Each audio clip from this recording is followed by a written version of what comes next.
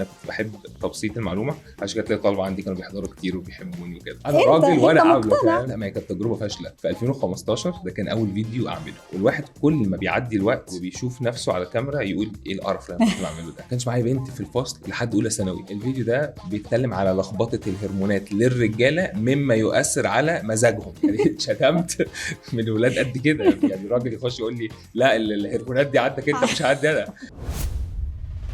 حسيت بنتيجه لما وصلت؟ الوعي. انت شايف ان الشباب الجيل النهارده ما عندهمش معلومات كفايه عن القضيه الفلسطينيه؟ انا بحب كده، وهي فكره زرع بلد داخل الوطن العربي بحيث ان هو يكون مدخل ليهم لبلاد تانية، بس الحلال والحرام ما بنختلفش عليه. وائل شخص اجتماعي ولا انطوائي على الطبيعه؟ لا هو صغير كان بيتكسف بس كبر بقى ممكن. طيب انت كنت معاه في المدرسه؟